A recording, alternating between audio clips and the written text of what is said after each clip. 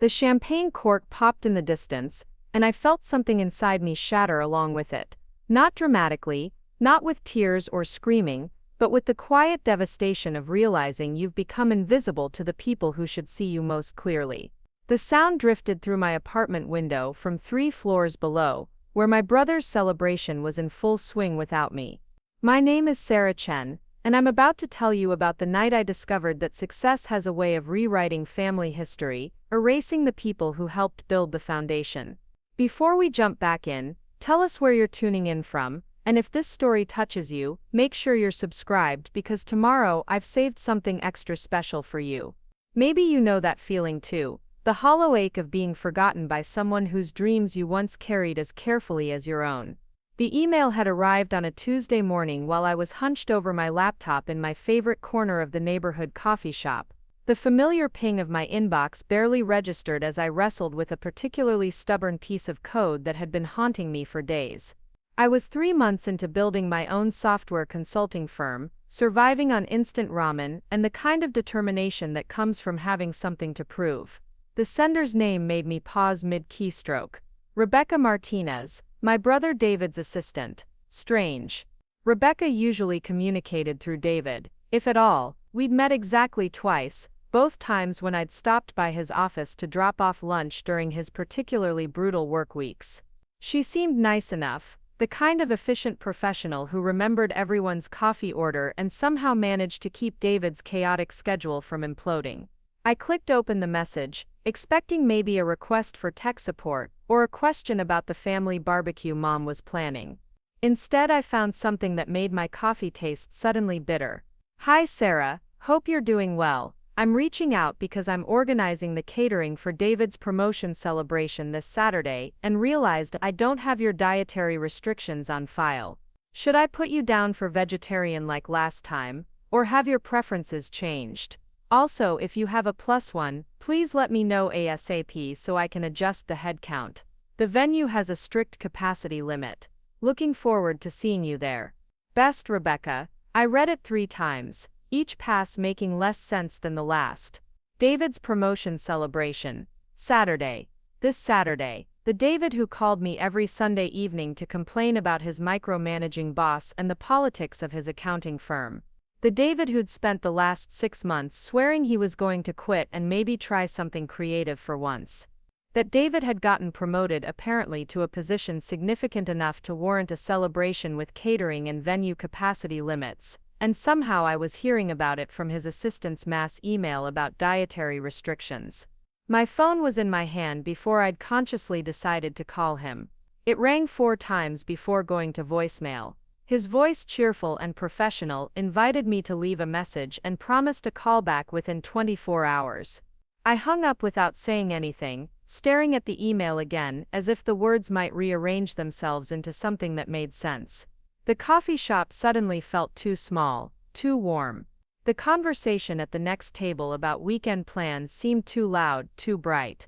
I packed up my laptop and walked home in a daze, my mind spinning through possibilities. Maybe David had wanted it to be a surprise. Maybe he'd planned to call me later today. Maybe there was some perfectly reasonable explanation for why I was learning about my brother's career milestone from a woman I barely knew. But deep down, in the place where truth lives before we dress it up in excuses and justifications, I knew better. This wasn't an oversight. This was intentional. Back in my apartment, I sat on my couch and stared at my phone. David and I had been close once. Closer than most siblings. Growing up, we'd been a team against the world, united by our parents' high expectations and our shared love of terrible sci-fi movies and elaborate pranks. When he'd gotten his first job out of college, I'd helped him pick out his interview suits. When I'd decided to leave my stable corporate position to start my own business, he'd been the one to talk me through my fears over late-night phone calls. But something had shifted over the past year. Our Sunday calls had become more stilted, more surface level. He'd stopped asking about my business beyond polite inquiries. When I'd landed my first major client, he'd congratulated me with the kind of enthusiasm you'd reserve for a distant acquaintance's minor achievement. I'd told myself he was busy, stressed, going through something. I'd made excuses because the alternative was too painful to consider. Now sitting in the golden afternoon light, filtering through my living room windows, I couldn't ignore what had been building for months. David was pulling away, and I had no idea why. I tried calling again, voicemail. Then I texted him, keeping it light and casual. Hey, heard about your promotion. Congrats, want to grab dinner this week to celebrate. The message showed as delivered, then read almost immediately. No response came. An hour passed, then 2. I found myself refreshing our text thread obsessively, waiting for the typing indicator that never appeared. Finally, around 6 in the evening, my phone buzzed. Not David, but Mom. Sweetheart, I just got off the phone with David. I'm so excited about his promotion, Senior Manager of Strategic Development, can you believe it? He's worked so hard for this. Are you excited about the party on Saturday? The party, the one I'd learned about from his assistant. The one he apparently hadn't bothered to mention to me directly. I closed my eyes and took a deep breath before typing back. Yeah, it's great news. Really proud of him. It wasn't technically a lie. I was proud of David. I'd always been proud of him, but pride felt complicated now, tangled up with hurt and confusion, and the growing certainty that something fundamental had changed between us. Mom's response came quickly.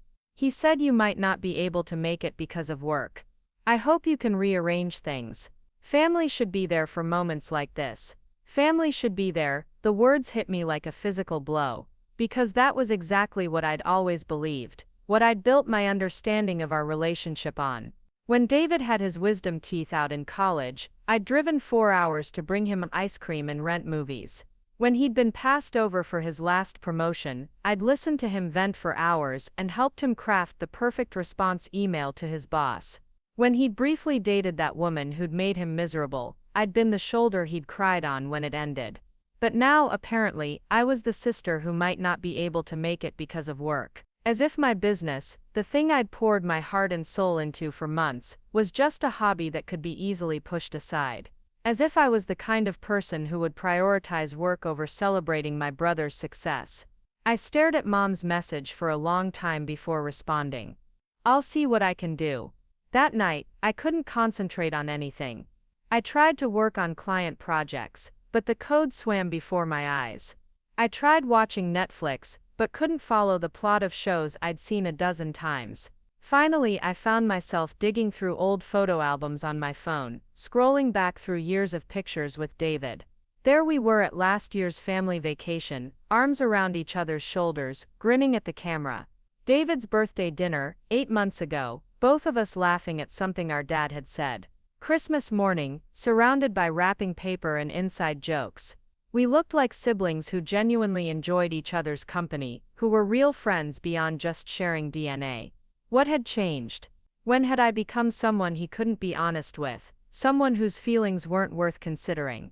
I went to bed that night, with more questions than answers, and I woke up the next morning with a determination to get to the bottom of things. I wasn't going to sit around wondering and hurting. I was going to find out what was really going on. But first, I needed more information. Rebecca's email had mentioned a venue with capacity limits, catering, a guest list substantial enough that my +1 status mattered. This wasn't just a few people grabbing drinks after work. This was a real event, something David had clearly been planning for a while. I opened my laptop and did what any self-respecting sister with too many questions and too much free time would do. I started investigating. David's LinkedIn profile had been updated recently. The new title was there, along with a professional headshot I'd never seen before, and a post from 3 days ago announcing his promotion. 47 likes, 12 comments of congratulations from colleagues and industry contacts. No mention of a party, but the post had clearly been up for days. Days during which he could have called me, could have shared his news directly, could have invited me to celebrate with him. I scrolled through the comments, recognizing some names from stories David had told me over the years. Jennifer from HR, who always organized the office birthday parties. Marcus from his old team, who'd apparently been promoted to a different department. Tom, his former cubicle neighbor, who'd left for a competitor 6 months ago. And then I saw something that made my stomach drop. A comment from someone named Kevin Walsh, can't wait to celebrate properly on Saturday. Thanks for including the whole family in this one. The whole family. The phrase echoed in my mind as I clicked on Kevin's profile. Kevin Walsh, Director of Operations at Morrison & Associates. Morrison & Associates, the mid-sized firm where David had worked for the past 4 years.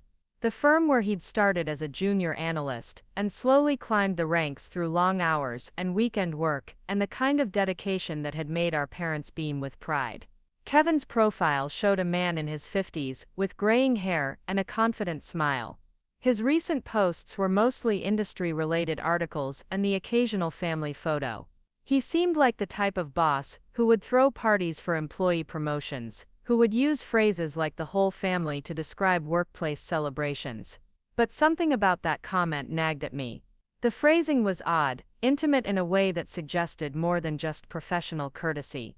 And there was something else, a memory trying to surface from one of my recent conversations with David. I pulled out my phone and scrolled back through our text history, looking for clues I might have missed. Most of our recent exchanges were brief, surface-level check-ins about work and family. But there, from about 6 weeks ago, was a longer conversation that I'd almost forgotten about. David had been complaining about his workload, as usual, but also about feeling underappreciated. "Sometimes I think I should just give up on the promotion track," he'd texted. "Kevin keeps talking about how important it is to have the right image, the right connections. Says perception matters as much as performance in this business." I'd responded with encouragement, telling him that his work spoke for itself and that he shouldn't get discouraged by office politics. But now, reading those messages again, I wondered if I'd missed something important. What kind of image was Kevin looking for? What connections mattered, and what did any of that have to do with David's recent distance from me? The more I thought about it, the more pieces started falling into place. David's new reluctance to talk about work in detail. His sudden interest in expensive clothes and trendy restaurants that seemed out of character. The way he'd started using business jargon in casual conversation, throwing around phrases like strategic thinking and optimizing outcomes that made him sound like a corporate handbook. And then there were the smaller things I'd noticed, but dismissed. The way he'd seemed embarrassed when I'd stopped by his office, that one time wearing jeans and a t-shirt, my hair pulled back in a messy ponytail after a long day of coding.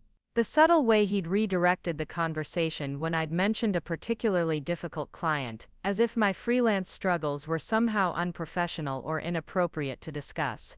I'd chalked it up to work stress, but now I wondered if there was something else going on. Something about image and perception, and the kind of family that fit the narrative David was trying to build for himself. My phone rang, startling me out of my thoughts. For a moment, I hoped it might be David, finally ready to talk. But the caller ID showed Mom's number instead. "Hi, sweetheart. I hope I'm not interrupting work." Mom's voice was warm but slightly strained, the tone she used when she was trying to manage family drama without anyone getting upset. "Not at all. What's up?" "Well, I was just thinking about Saturday, and I wanted to make sure you had all the details. David mentioned that you might not have gotten the full invitation." There was a question in her voice, a gentle probe for information. "I got Rebecca's email about dietary restrictions," I said carefully. Preparing and narrating this story took us a lot of time, so if you are enjoying it, subscribe to our channel. It means a lot to us. Now back to the story. "But I haven't heard from David directly." "Oh." The single word carried a weight of understanding that made my chest tight. Mom had raised 2 children and navigated 30 years of marriage. She knew when family dynamics were getting complicated. "I'm sure he's just been busy with work stuff. You know how he gets when he's stressed." "Yeah, maybe." I paused, wondering how much to share. "Mom, do you know anything about this promotion? Like, what changed for him to suddenly get it?" From what I understand, there was some kind of restructuring at his company. His boss Kevin apparently created this new position specifically with David in mind. "It's a really big deal, honey. Significant salary increase, corner office, the works." Kevin has been mentoring David for months, helping him develop what he calls executive presence. Executive presence. The phrase made something click into place. A puzzle piece I hadn't realized I was missing. I thought about David's recent changes, his new clothes and vocabulary, and the subtle shift in how he carried himself. I thought about Kevin's comment about including the whole family and David's apparent need to project the right image. That's great, I managed. I'm really happy for him. I know you are, sweetheart. You've always been his biggest supporter. Mom's voice was gentle, but I heard the unspoken concern underneath. The party starts at 7 on Saturday. It's at that new restaurant downtown, Meridian. Pretty fancy place from what I hear. David said to dress up. Meridian. I knew the name, had walked past it a few times during client meetings in that part of the city. It was the kind of place that had a dress code and wine that cost more than my monthly phone bill. The kind of place where David's new image would fit perfectly, where he could network with colleagues and impress his boss and play the part of the successful young executive he was apparently becoming. The kind of place where his sister, the freelance software developer with paint-stained jeans and strong opinions about corporate culture, might not fit quite as seamlessly into the picture. After Mom hung up, I sat in my apartment and tried to figure out what I was feeling. Hurt, definitely. Confused, absolutely. But underneath those obvious emotions was something else, something harder to name. It was the feeling of being edited out of someone's story, of watching a person you love reshape themselves into someone you no longer recognize. I'd supported David through every step of his career, celebrated his wins and helped him process his losses. I'd believed in him when he doubted himself, encouraged him when he wanted to give up, and cheered him on as he climbed each rung of the corporate ladder. But somewhere along the way, I'd become a liability instead of an asset, something that needed to be managed rather than included. The realization hurt more than I'd expected. Not just because of the party, but because of what it represented. David wasn't just excluding me from one event.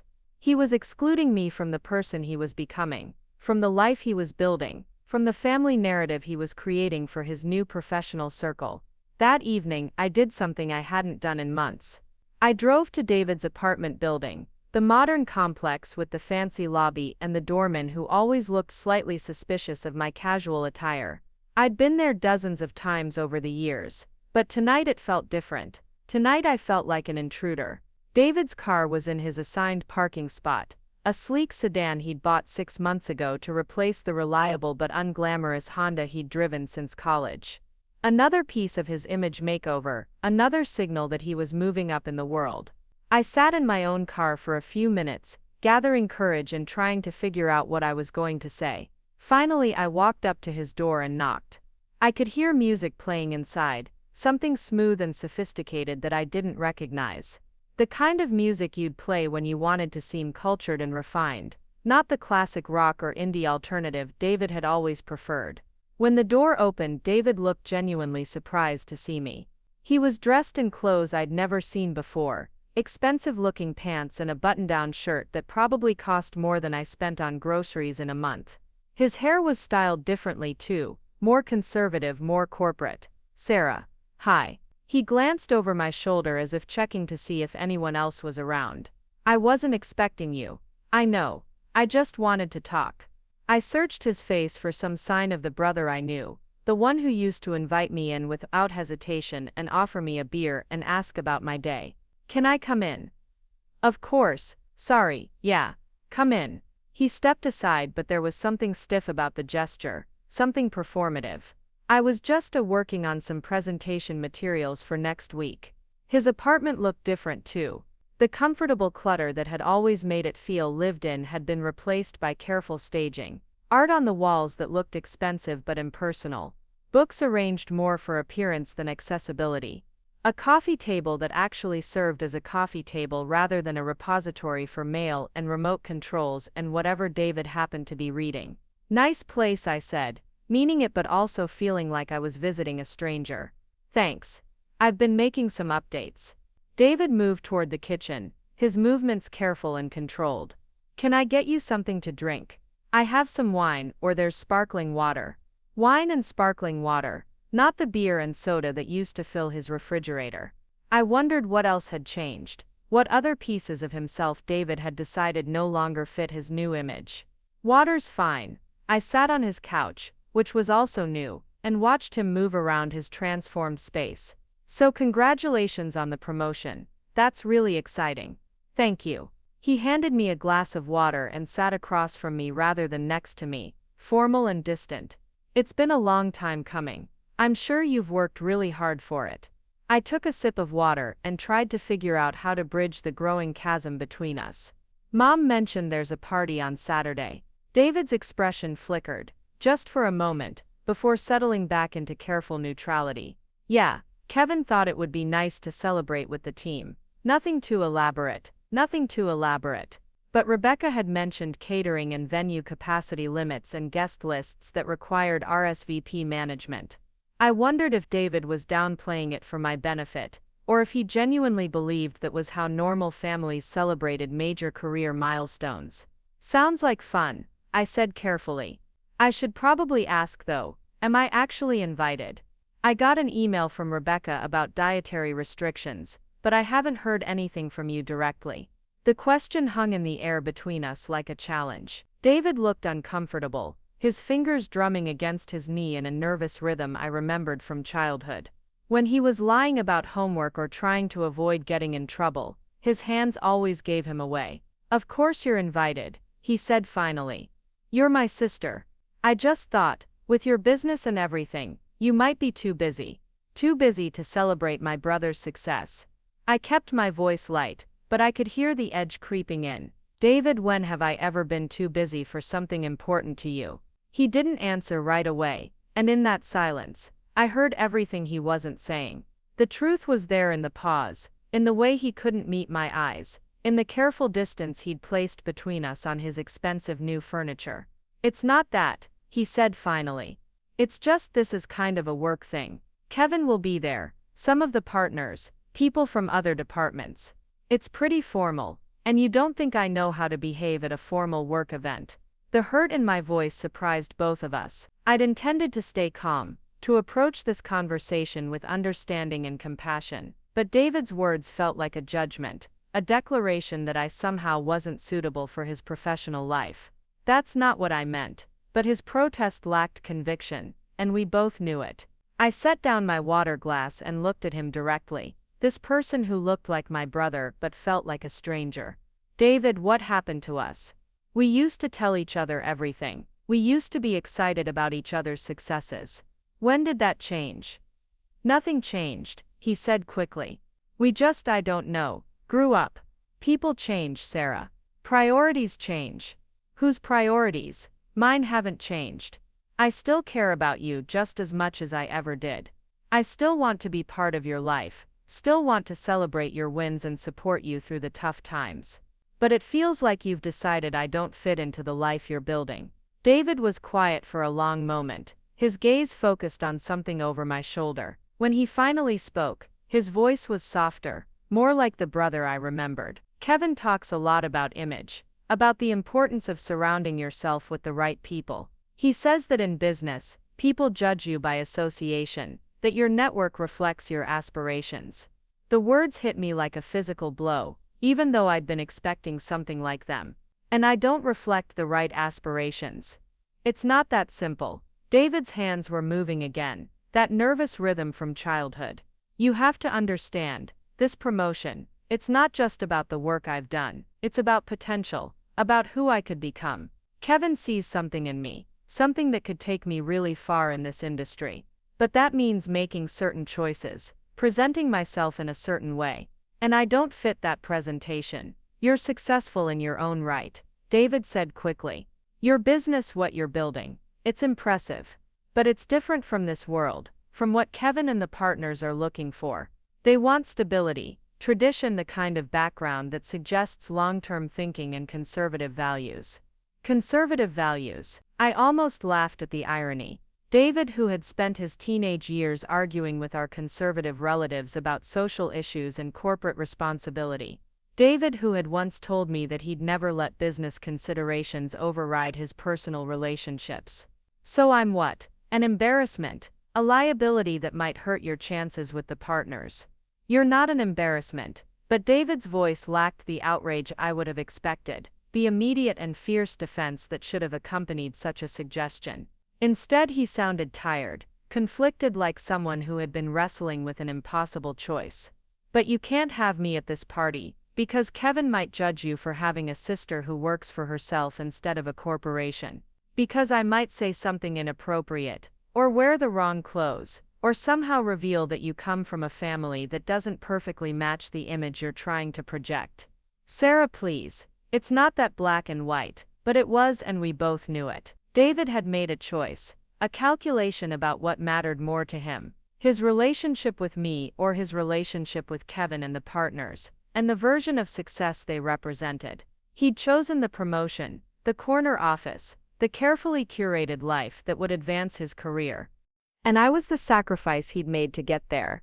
I stood up, suddenly needing to be anywhere but in that sterile apartment with its expensive furniture and its owner who looked like my brother but felt like a stranger. I should go. Sarah, wait. David stood too, reaching out as if to stop me. I don't want things to be weird between us. Then maybe you should have thought about that before you decided I wasn't good enough for your new life. The words came out harsher than I'd intended, but I couldn't bring myself to soften them. They were true, and truth had apparently become a luxury David couldn't afford. I left his apartment and drove home through streets that felt different somehow, as if the geography of my life had shifted while I wasn't paying attention. The hurt was there, sharp and immediate, but underneath it was something else, something that felt like relief, like the clarity that comes from finally understanding a situation you've been trying to make sense of for months. David had made his choice. Now I had to figure out how to make mine. Back in my apartment, I sat at my computer and stared at Rebecca's email about dietary restrictions and +1s and venue capacity limits. The party was in 3 days.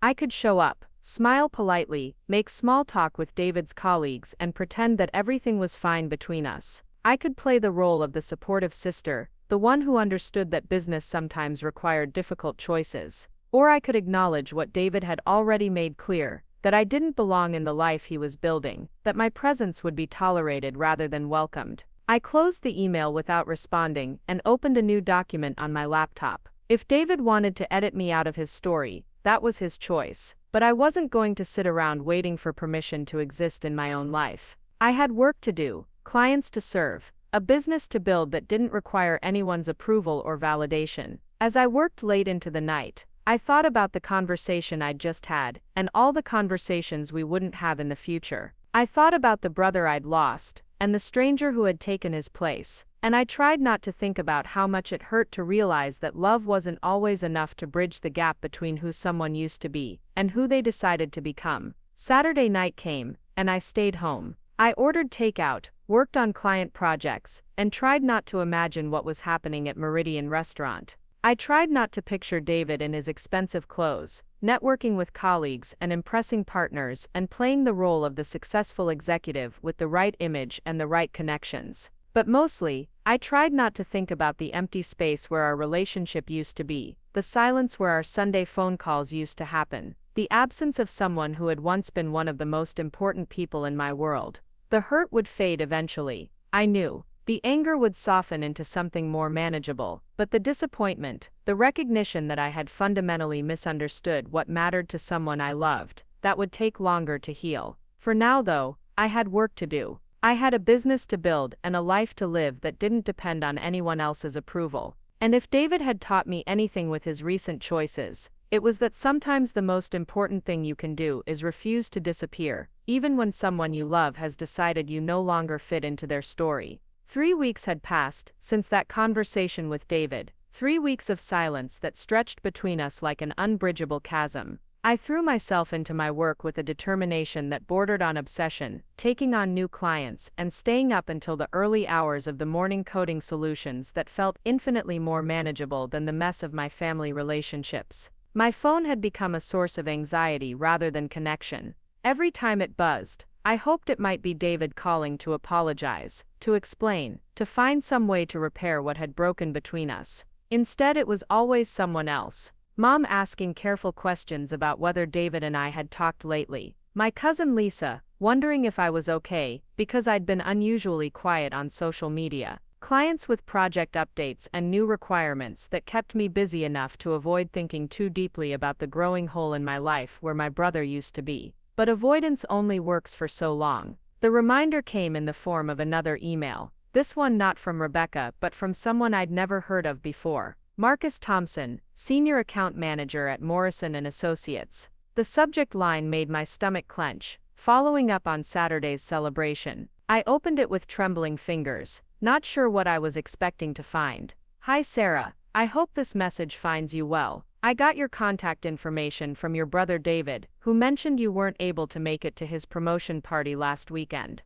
I was disappointed not to meet you, as David talks about you often and clearly thinks the world of you. I'm reaching out because I have a business proposition that might interest you. Our company has been looking to upgrade our internal systems, and David suggested that your software consulting expertise might be exactly what we need. Would you be available for a brief meeting this week to discuss a potential project? I think this could be mutually beneficial. Best regards, Marcus Thompson. I stared at the email for a full minute, reading it over and over again. David talks about me often, thinks the world of me, had suggested my services for a potential project. None of that aligned with the conversation we'd had 3 weeks ago, with his careful distance and obvious discomfort about including me in his professional world. Unless something had changed, unless something had happened at that promotion party that I didn't know about. I called Marcus back within the hour, my curiosity overriding my hurt feelings. His voice was warm and enthusiastic when he picked up, the kind of practiced friendliness that suggested years of client management experience. Sarah, thank you so much for calling. I was hoping to hear from you soon. There was genuine interest in his tone, not the polite but distant professionalism I'd expected. David spoke very highly of your technical skills, said you were the most innovative developer he knew. That's kind of him. I manage still trying to process this version of events. Though I have to admit, I'm a bit surprised. We haven't talked much about my work recently. Really, that's interesting, because he seemed quite proud when he mentioned your business at the party. Said you'd taken a brave leap into entrepreneurship and were building something impressive from the ground up. My head was spinning. This didn't sound like the David who had been embarrassed by my freelance status, who worried that I didn't fit his new professional image. This sounded like the brother I remembered, the one who had always been my biggest cheerleader. I'd love to hear more about this project, I said, pushing aside my confusion for the moment. When would be a good time to meet? We arranged to meet the following afternoon at a coffee shop near Morrison & Associates offices. I spent the rest of the day preparing, putting together a presentation of my recent work and trying to figure out what had shifted in David's attitude toward me. By the time I walked into the coffee shop, I was nervous but hopeful, ready to learn more about both the potential project and whatever had happened at that promotion party. Marcus was easy to spot, a tall man in his early 40s with graying temples and an easy smile. He stood up when he saw me approaching, extending his hand with genuine warmth. Sarah, I'm so glad you could make it. Can I get you something to drink? We settled into a corner booth with our coffee, and Marcus pulled out a tablet loaded with information about Morrison & Associates' current systems and their plans for upgrade. As he walked me through their needs, I found myself getting excited about the technical challenges involved. This was exactly the kind of complex, multi-layered project I'd been hoping to land, the type that could really establish my reputation in the industry. This sounds like something I'd definitely be interested in pursuing. I told him when he'd finished his overview. The timeline seems reasonable, and I have experience with all the platforms you mentioned. That's wonderful to hear. Marcus's smile widened. David was confident you'd be perfect for this, said you had exactly the right combination of technical expertise and creative problem-solving skills. There it was again, this version of David who praised my work and recommended me for opportunities. I couldn't hold back my curiosity any longer. Marcus, can I ask you something? You mentioned that David talked about me at his promotion party. I'm just curious about the context, because we've been having some communication issues lately. Marcus's expression shifted slightly, becoming more thoughtful. Actually, that's an interesting story. David's speech that night was quite something. Very heartfelt, very personal. He talked about the people who had supported him throughout his career, and he spent quite a bit of time talking about you. About me. I couldn't hide my surprise. Oh yes, he told this story about how you'd helped him through a difficult period a few years back, how you'd encouraged him to keep pursuing this promotion even when he wanted to give up. He said you were the one who reminded him that success wasn't worth having if it required compromising his values or forgetting the people who mattered most. My coffee had gone cold in my hands as I tried to process what Marcus was telling me. This wasn't just different from my understanding of recent events, it was completely opposite. David had publicly credited me for his success, had talked about values and relationships in a way that contradicted everything about our last conversation. I paused, searching for words. That's very touching. I'm surprised he shared something so personal in a professional setting. Marcus chuckled. Well, that's the thing. It wasn't really a professional setting by the end of the night. The party started out very formal, very corporate. Kevin Walsh, David's boss, had clearly planned it as a networking event, a chance to show David off to the partners and introduce him to potential clients. That sounds more like what I was expecting. Right, well, the first hour or so was exactly that. Very stiff, very focused on business relationships and strategic positioning. David seemed a bit uncomfortable, to be honest. He was working the room like he was supposed to, making all the right conversations, but there was something forced about it. Marcus took a sip of his coffee, seeming to gather his thoughts. Then Kevin made this toast. It was all about image and ambition, about how David represented the future of the company, because he understood the importance of professional presentation and strategic networking. Kevin kept using phrases like executive material and the right kind of leadership potential. I felt a familiar knot forming in my stomach. This was sounding more like the version of events I'd expected, more aligned with David's recent obsession with image and perception. David's response was what really surprised everyone. Marcus continued. Instead of playing along with Kevin's narrative, he got up and gave this completely different kind of speech. He thanked Kevin and the company for the opportunity, but then he started talking about what success actually meant to him. What do you mean? He said that the promotion was meaningful, because it would allow him to better support the people he cared about, to be the kind of brother and son and friend he wanted to be. He talked about how the best advice he'd ever received had come from family members who'd never set foot in a corporate boardroom, but understood things about integrity and authenticity that no business school could teach. This was getting more surreal by the minute. The David that Marcus was describing sounded like the brother I'd grown up with, not the image-conscious stranger who'd been worried about my impact on his professional reputation. He specifically mentioned you, Marcus went on. Said you'd built something from nothing through sheer determination and creative thinking, that you'd taught him that real success meant staying true to yourself, even when it would be easier to conform to other people's expectations. I sat back in my chair, trying to reconcile this account with everything I thought I knew about David's recent attitudes and priorities. Marcus, this is going to sound like a strange question, but how did Kevin react to this speech? Marcus's expression darkened slightly. That's where things got interesting. Kevin looked like he'd swallowed something bitter. You could tell he was not happy with the direction David had taken the conversation. Several of the partners seemed uncomfortable too, like David had violated some unspoken rule about keeping personal feelings separate from professional networking. That must have been awkward. It was, but David didn't seem to care. If anything, he seemed relieved, like he'd finally said something he'd been holding back for months. After the formal part of the evening ended, a smaller group of us stayed to continue celebrating, and David was completely different. More relaxed, more himself. That's when he started talking about wanting to recommend you for projects, said he'd been stupid to let work politics interfere with family relationships. The pieces were starting to come together, forming a picture that was both hopeful and confusing. It sounded like David had had some kind of realization at his own promotion party, a moment of clarity about what mattered to him. But if that was true, why hadn't he reached out to me? Why were we still living in this silence that had stretched for weeks? Marcus, did David seem like he was planning to make any changes based on this realization? Did he mention wanting to repair relationships or approach things differently going forward? Marcus hesitated, and I could see him choosing his words carefully. I think David is dealing with some complicated workplace dynamics right now. Kevin was pretty clear about his disappointment in David's speech, and there are rumors that some of the partners are reconsidering their assessment of his leadership potential.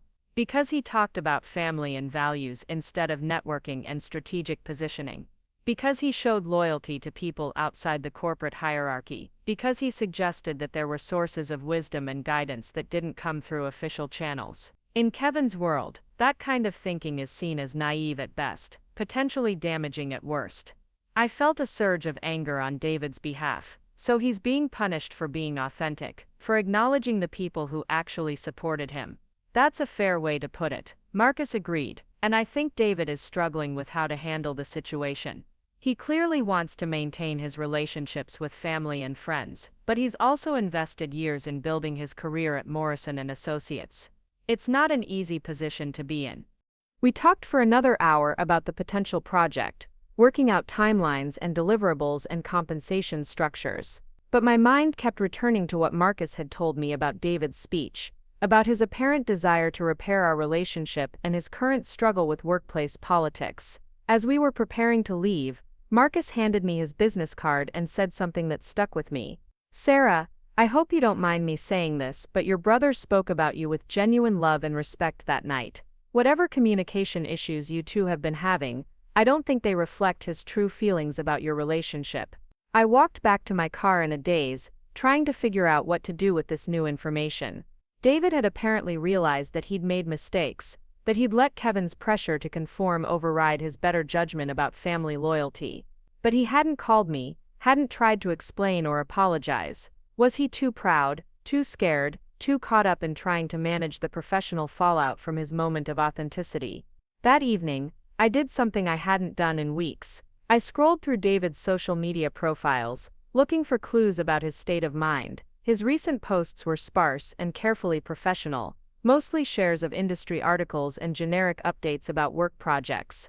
Nothing personal, nothing that revealed what he might be thinking or feeling about our relationship. But then I noticed something in the comments on his promotion announcement. Among the congratulations from colleagues and acquaintances was a thread that caught my attention. Someone had posted a laughing emoji, and Kevin Walsh had replied with a comment that made my blood run cold. "David's learning that success requires certain sacrifices. Sometimes family loyalty and professional advancement don't align perfectly." The comment had been posted 2 days after the promotion party. David had replied to it, but his response had been deleted. I could see the notification that he'd commented, but whatever he'd said was no longer visible. The deletion itself told a story, suggested that David had initially defended our relationship, but then thought better of making his position public. I spent the rest of the evening researching Morrison and Associates, reading everything I could find about the company culture and Kevin Walsh's management philosophy. What I found wasn't encouraging. The firm had a reputation for demanding total loyalty from employees, for expecting personal lives to align with corporate values.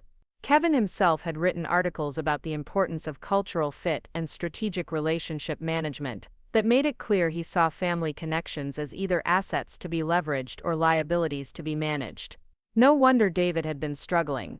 He was caught between two worlds, trying to succeed in an environment that demanded conformity while maintaining relationships with people who represented different values and priorities. It didn't excuse the way he'd handled things with me, but it did help me understand the impossible position he'd put himself in. The next morning, I woke up with a plan. I couldn't control David's choices or fix his workplace politics, but I could control my own actions. I could show him that I understood the complexity of his situation without compromising my own principles or dignity. I started with a text message, simple and direct. "Hey David, I heard about your speech at the promotion party. Marcus Thompson reached out about a potential project and mentioned some of what you said. I'm proud of you for staying true to your values, even in a difficult situation. I hope we can talk soon." I sent the message before I could second-guess myself, then tried to focus on work while waiting for a response. Hours passed without any reply, and I began to wonder if I'd misread the situation entirely. Maybe David's speech hadn't represented a genuine change of heart. Maybe Marcus had misunderstood or misrepresented what had actually happened. But then late that afternoon, my phone rang. David's name appeared on the caller ID, and I felt my heart skip a beat. "Sarah," his voice was tentative, uncertain. "I got your message. Hi David." I tried to keep my tone neutral, not wanting to push too hard or seem desperate. "How are you doing?" He paused, and I could hear him taking a deep breath. "I'm confused, and probably in trouble at work, and I miss talking to my sister." The honesty in his voice broke something open in my chest, a knot of hurt and anger that I'd been carrying for weeks. "I miss talking to you too, Sarah. I owe you an apology. Several apologies, actually. Another pause. I've been an idiot." You've been under a lot of pressure. That's not an excuse for treating you the way I did. You were right, that night at my apartment. I was embarrassed by you, and that's unforgivable. I let Kevin get into my head about image and networking and all that garbage, and I convinced myself that succeeding at work meant changing who I was as a person. I closed my eyes, relief washing over me at finally hearing him acknowledge what had happened between us. What changed your mind? The promotion party, actually. I gave this speech that was supposed to be about professional gratitude and future goals, but when I opened my mouth, all I could think about was how hollow it all felt. Here I was, celebrating this achievement that I'd worked toward for years, and the person who'd supported me through the hardest parts wasn't even there. David, no, let me finish. I realized that night that I'd traded away the most important relationship in my life for the approval of people who don't actually care about me as a person. Kevin doesn't want me to succeed because he believes in my potential. He wants me to succeed because my success reflects well on his management and helps advance his own career. I could hear the pain in his voice, the recognition of how thoroughly he'd been manipulated by someone he'd trusted and admired. I tried to call you that night, after I got home from the party, he continued. But I didn't know what to say. How do you apologize for betraying someone who's always had your back? How do you explain that you temporarily lost sight of everything that actually matters? You could start by just saying you're sorry and mean it. I am sorry, Sarah. I'm so incredibly sorry. I know I hurt you, and I know I damaged something between us that might take a long time to repair. But I want to try, if you're willing to give me the chance. The conversation that followed was long and sometimes difficult, full of explanations and apologies and admissions of hurt that we'd both been carrying. David told me about the pressure he'd been under from Kevin, about the subtle but constant messages that his background and family connections weren't quite sophisticated enough for the level of success Morrison and Associates had in mind for him. He told me about the gradual process of trying to remake himself into someone more palatable to the corporate leadership, about the exhausting work of monitoring every conversation and interaction for potential image problems. He'd convinced himself that excluding me from his promotion party was a necessary sacrifice, a way of protecting both his career prospects and our relationship from potential conflict. I thought I was being strategic, he said, his voice heavy with regret. I thought I could compartmentalize my life, keep my family relationships separate from work politics, until I was established enough that it wouldn't matter. But at the party, when Kevin started talking about me like I was some kind of corporate success story, I realized I'd lost myself completely. I told him about the weeks of silence, about the confusion and hurt I'd felt at being excluded from such an important moment in his life. I explained how his words about image and perception had made me feel judged and found wanting, like I was somehow inadequate rather than different. You made me feel like my choices were wrong, I said. Like building my own business, instead of climbing a corporate ladder, meant I wasn't worthy of being associated with your success. God, Sarah, I never meant it that way. Your business is incredible. What you've built from nothing is more impressive than anything I've accomplished by following someone else's roadmap. By the time we finished talking, hours had passed. We'd covered years of small tensions and misunderstandings that had built up to this crisis, and while I knew it would take time to fully rebuild trust, I felt hopeful for the first time in weeks. There's something else I need to tell you, David said as our conversation was winding down. Kevin hasn't exactly been thrilled with my recent attitude adjustment. I think there's a good chance I'm going to be looking for a new job soon. Are you okay with that? David was quiet for a moment. Yeah, I think I am. I used to be terrified of disappointing Kevin, or losing this promotion, but now I realize I've been trying to succeed in a system that requires me to be someone I don't want to be. Maybe it's time to find a workplace that values authenticity instead of conformity. If you need any help with your job search, you know I'm here for you. Actually, David said, and I could hear the smile in his voice, I was hoping you might be willing to grab dinner this weekend. I owe you a proper celebration for your business success, and I'd love to hear about this project Marcus mentioned. As we said goodbye and hung up, I felt something I hadn't experienced in weeks, excitement about talking to my brother again. The damage hadn't been completely healed, and I knew we'd both have to work to rebuild what had been broken. But for the first time since that awful conversation in his sterile apartment, David sounded like himself again. He sounded like someone who remembered what mattered, who was ready to fight for the relationships that actually sustained him rather than the image that had temporarily consumed him. The relief was overwhelming, but it was tempered by something else, a recognition that this crisis had revealed something important about both of us, about the different pressures we faced, and the different ways we responded to them. David had been seduced by the promise of corporate success and social approval, but when forced to choose between image and authenticity, he'd ultimately chosen authenticity. The question now was whether that choice would cost him everything he'd worked for, and whether he'd be strong enough to live with the consequences of putting family loyalty above professional advancement. The Morrison & Associates project turned out to be exactly what my business needed. Over the next month, I threw myself into the technical challenges with renewed energy, designing solutions that impressed not just Marcus but several other department heads, who began reaching out with their own system upgrades and consulting needs. Working with David's company felt strange at first, but it also felt like reclaiming something that had been stolen from me. David and I had started talking regularly again, our Sunday evening calls resuming with a tentative warmth that grew stronger each week. He told me about the increasing tension at work, how Kevin had become cold and dismissive since the promotion party, how certain opportunities were mysteriously no longer available to him. But he also seemed lighter somehow, unburdened by the exhausting work of maintaining a false persona. "I keep waiting to feel panicked about my career," he told me during one of our calls. "But mostly I just feel relieved, like I can breathe again."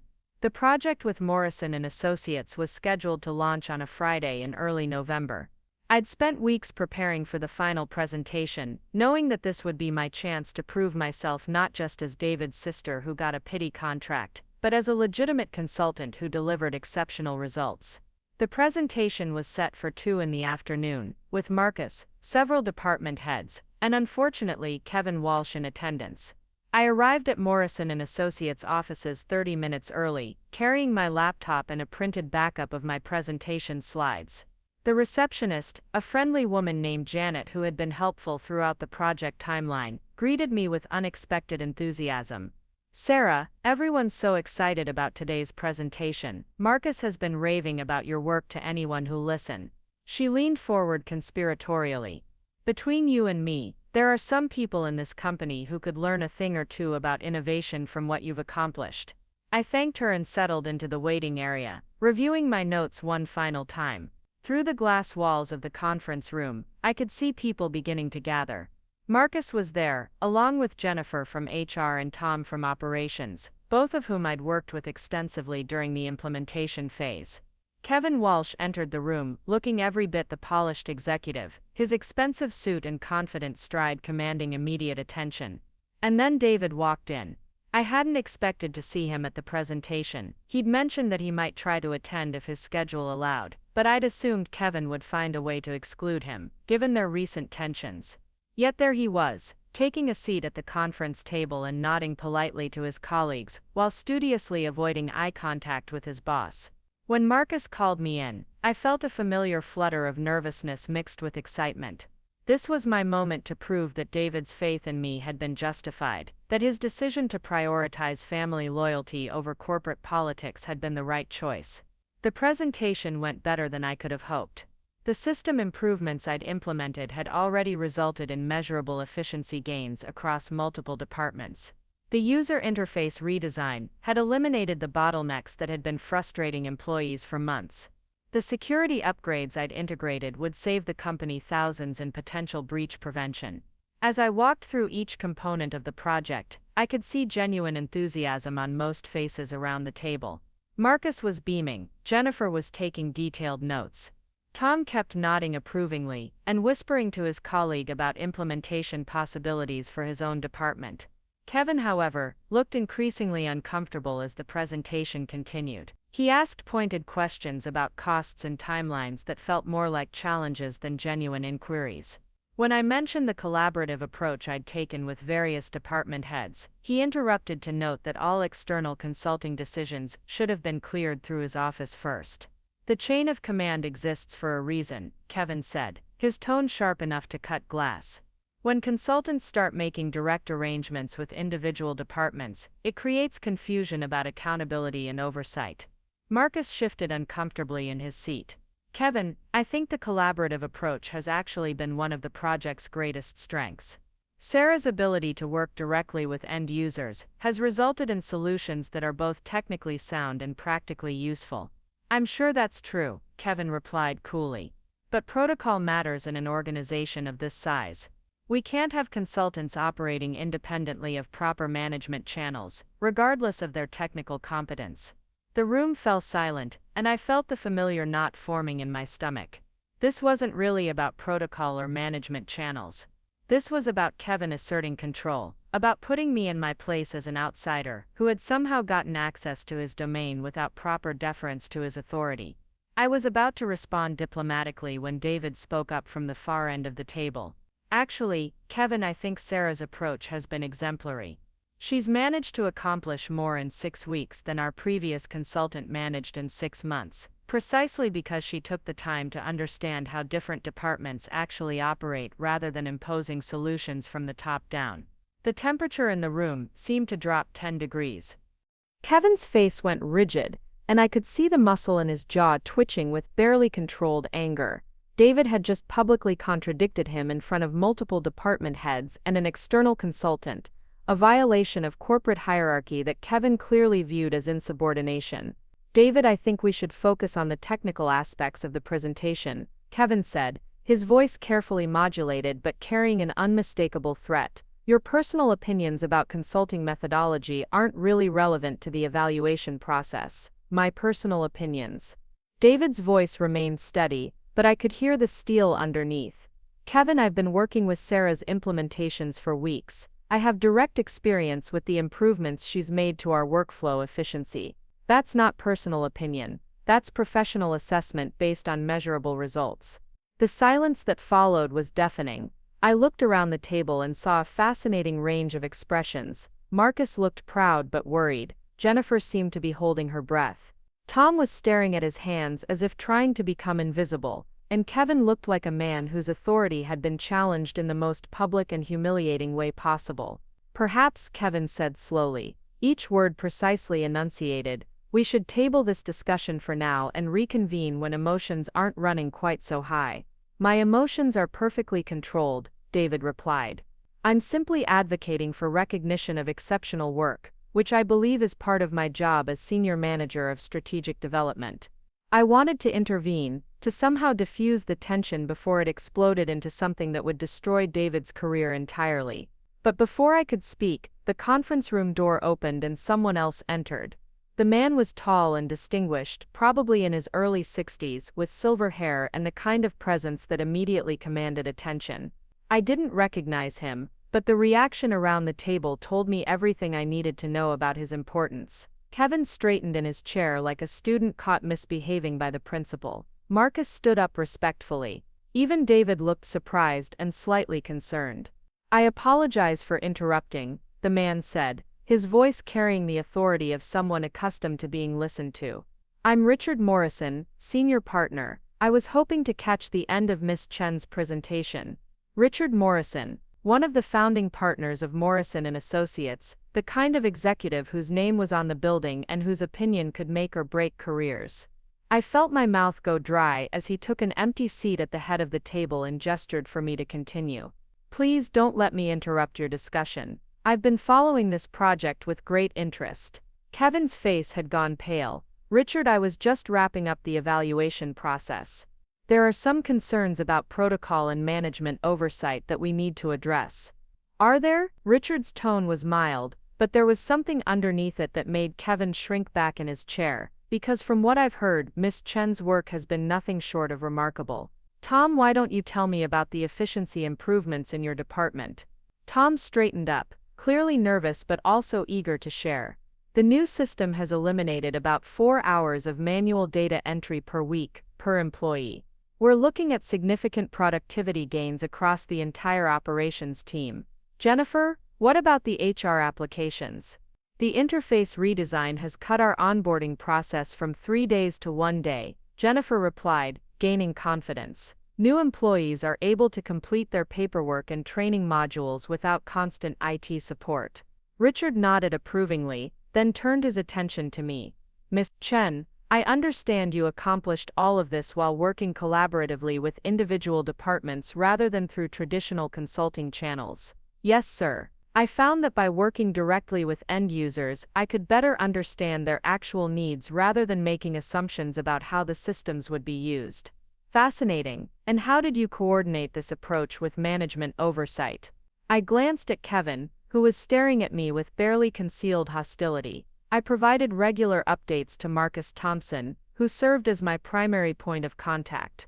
All major decisions were reviewed and approved through proper channels, but not through my office. Kevin interjected, his voice tight.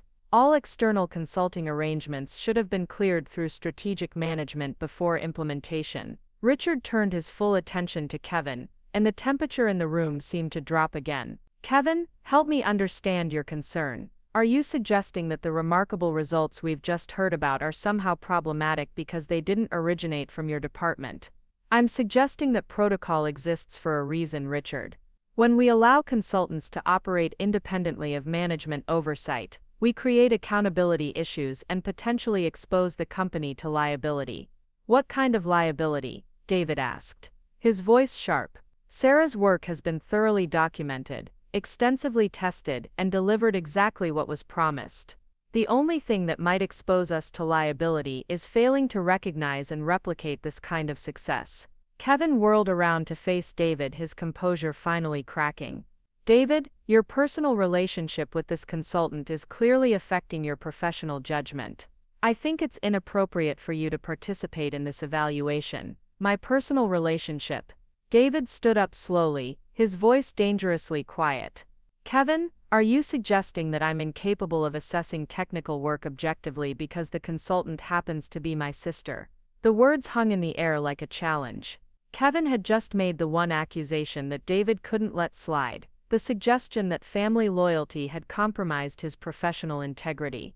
Everyone in the room seemed to hold their breath, waiting to see how this confrontation would resolve. Richard Morrison broke the silence with a question that surprised everyone. David, did you recommend your sister for this project?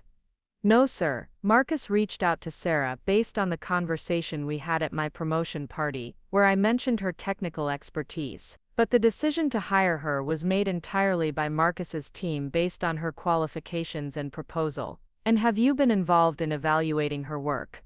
Only as an end user of the systems she's improved. My assessment is based on measurable results, not personal feelings. Richard nodded slowly, then turned to Kevin with an expression that could have frozen fire. Kevin, I've been with this company for 25 years. In that time, I've seen a lot of consultants come and go, and I've learned to recognize exceptional work when I see it. Ms. Chen has delivered results that exceed expectations on time and under budget, using methods that prioritize practical effectiveness over bureaucratic procedure. He paused, letting his words sink in. What I'm hearing from you sounds less like legitimate oversight concerns and more like territorial protection.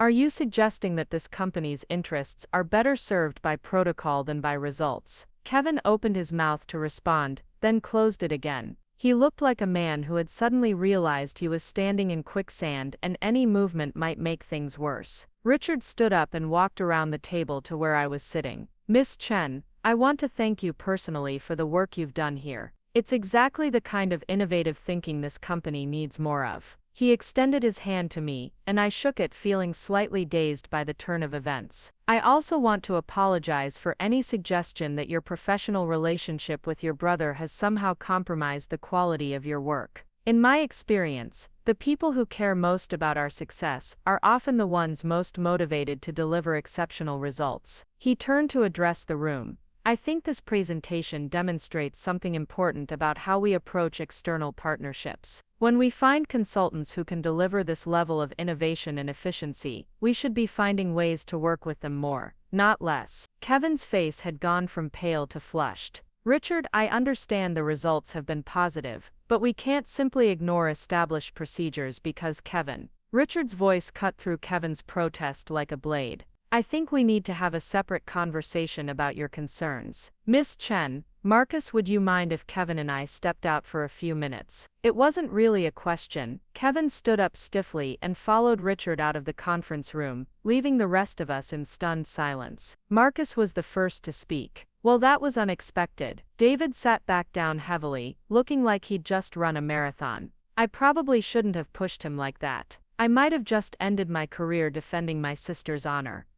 "Are you kidding?" Tom spoke up for the first time since Richard's arrival. "You stood up for exceptional work being delivered to our company. That's exactly what a senior manager should do." Jennifer nodded vigorously. "David, Kevin has been territorial about consulting relationships for months. Someone needed to call him on it eventually." As we waited for Richard and Kevin to return, I found myself thinking about the journey that had led to this moment. 6 months ago, I'd been excluded from David's promotion party because Kevin had convinced him that family loyalty was incompatible with professional success. Now David had risked his career to defend my work in front of the company's senior partner, and that same senior partner had publicly validated both my professional competence and our family relationship. When Richard and Kevin returned 15 minutes later, Kevin's expression was carefully neutral, but I could see the defeat in his shoulders. Richard, on the other hand, looked like a man who had just resolved a long-standing problem. "Miss Chen," Richard said, retaking his seat at the head of the table, "I've just had a very interesting conversation about Morrison and Associates' approach to external consulting relationships. I'm pleased to tell you that we'd like to offer you a retainer agreement for ongoing technical consulting services." I felt my heart skip a beat. "A retainer agreement? We've identified several departments that could benefit from the kind of innovative approach you've demonstrated here. Rather than managing these projects through individual contracts, we'd like to establish a formal partnership that gives you direct access to department heads, while ensuring proper documentation and oversight." Marcus was grinning like he'd just won the lottery. "Sarah, this is exactly what we were hoping for when we first reached out to you." I looked at David, who was staring at me with an expression of pure pride and joy. 6 months ago, he'd been ashamed to include me in his professional world. Now his company was offering me a partnership that would establish my business as a serious player in the corporate consulting market. I'd be honored to accept, I managed, trying to keep my voice steady despite the overwhelming gratitude and excitement coursing through me. Richard stood up again and shook my hand for the second time. "Excellent. Marcus, please work with Miss Chen to finalize the terms. And David," he turned to my brother with a smile that seemed genuinely warm, "thank you for your advocacy today. It's exactly the kind of leadership this company needs from its senior management team." As the meeting broke up and people began filing out of the conference room, David lingered behind. When we were finally alone, he looked at me with tears in his eyes. "Sarah, I'm so sorry it took me so long to get here. I should have been defending you from the beginning instead of letting Kevin make me ashamed of our family." "You got here when it mattered," I replied, reaching over to hug him, "and you risked everything to do it. I'm so proud of you for choosing authenticity over politics." "I learned it from watching you build your own business," David said. "You never compromised who you were to fit someone else's expectations. It just took me a while to remember that integrity is more valuable than approval." As we walked out of Morrison and Associates together that day, I thought about the long journey that had brought us to this moment. The exclusion from David's promotion party had felt like the end of our relationship, like proof that professional success and family loyalty were fundamentally incompatible. Instead, it had been the beginning of something better. David had learned that trying to succeed in a system that demanded he betray his values was no success at all. I'd learned that my worth wasn't determined by whether other people were comfortable including me in their stories. And together we'd discovered that the strongest professional relationships are built on the same foundation as the strongest personal ones: authenticity, mutual respect, and the courage to stand up for what matters most. Kevin Walsh transferred to Morrison & Associates' West Coast office 6 weeks later. David was promoted to Director of Strategic Partnerships 3 months after that, with specific responsibility for identifying and managing innovative external consulting relationships. But the handshake from Richard Morrison, the moment when one of the most powerful men in the company thanked me for my work and apologized for any suggestion that family relationships compromised professional excellence, that moment changed everything. It proved that success built on authentic relationships isn't just possible, it's more sustainable than success built on image management and strategic networking. Sometimes the people who exclude you from their stories are just making room for you to write your own. Up next, you've got 2 more standout stories right on your screen. If this one hit the mark, you won't want to pass these up. Just click and check them out.